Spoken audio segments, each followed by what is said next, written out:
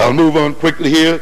The theme of black-on-black violence, the book, is that the alleged criminality of black males will be used to justify the repression of the African American community and quite possibly its genocidal annihilation. In other words, the running theme of the book, Black-on-Black Violence, is this: that the alleged criminality of African males will be used as a major rationale, so that when this society decides that it will annihilate this community, the other members and nations and people in the world will buy it because they have been convinced that we are innately criminal. And what I'm trying to get across in there then is how this propaganda is developed.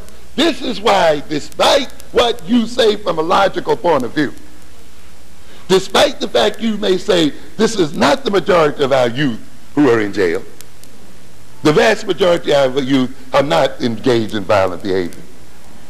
The majority of people on welfare are not black people. The majority of people in prisons are not black folk. You know, you can lay one fact after another. And yet what happens? The people still insist in seeing it as a black problem, don't they? When you lay evidence and facts before a people, even evidence and fact that they themselves have collected, and they still insist in seeing you in a particular way, then you must recognize that they are seeing you in that way because it is important to their own psychological state of being and because it serves their own interest. Yes. And you must ask the question then, why are they about projecting this kind of image? And you will see then that it is there to rationalize their behavior against you. They're not, and therefore, as I will say a little later on, this idea of arguing with these people point for point is not what the game is about. It's not what it's about. Let me quickly move on.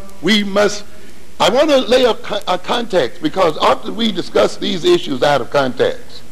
And I've told you before, as I've told you in Black-on-Black Violence, that European sociology, psychology, and so forth decontextualizes issues, meaning that it discusses violence or crime as if they do not exist within a social context, as if they do not have a history, as if they do not serve a function in the society. So you're made to look directly at the behavior and the behavior only, and to judge it and treat it without looking at the context in which it occurs, and look at how the context itself may create the behavior.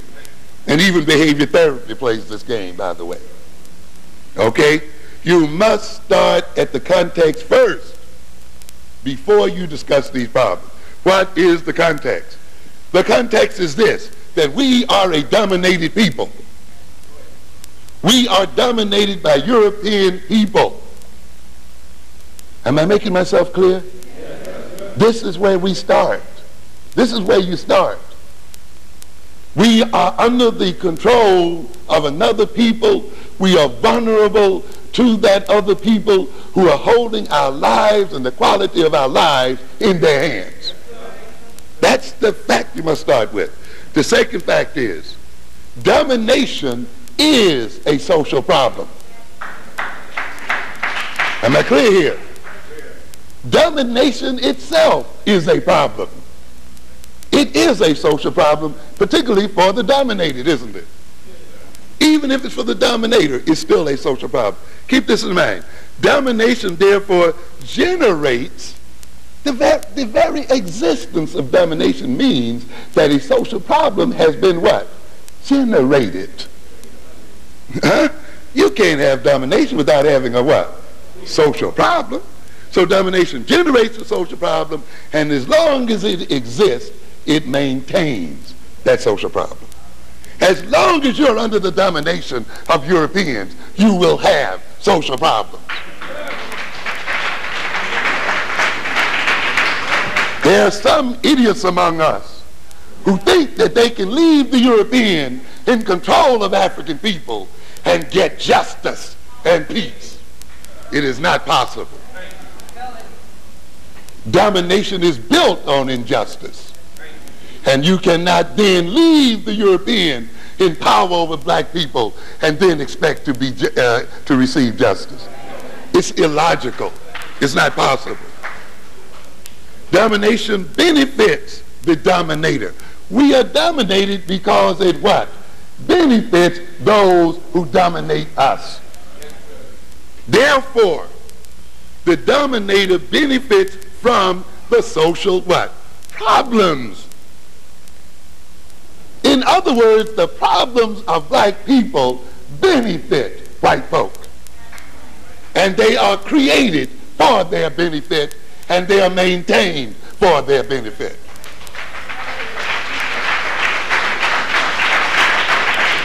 And therefore, those who dominate us have an investment, monetarily and every other way, in perpetuating the symptoms of maladjustment in us as a people, and they engage in interactions that reinforce those problems. That's why no matter what kind of program they lay out for you, it does not resolve the social problems that they claim they're designed to resolve. And I'll be through in just a second or two here. The problems of the dominated provide evidence which justifies their domination and supports their own domination.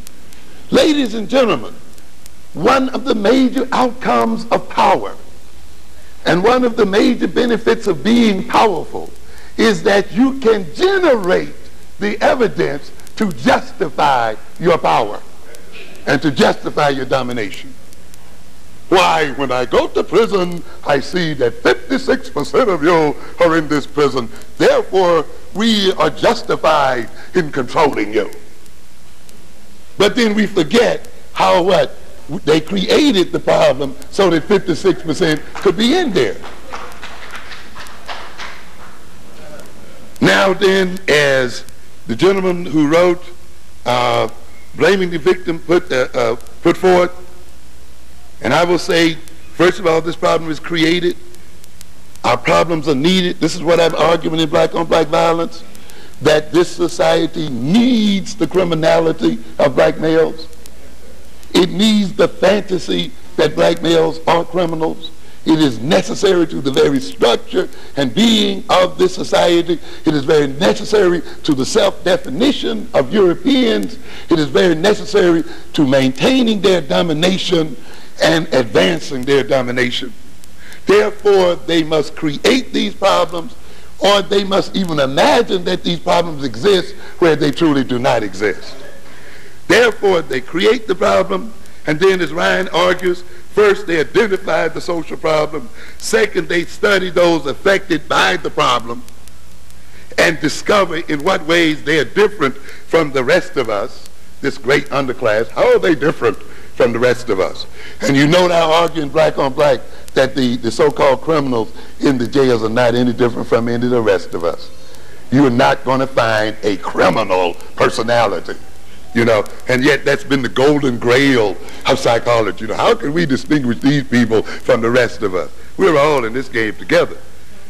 Third, they define the differences as the causes of the social problem. In other words, we create the problem.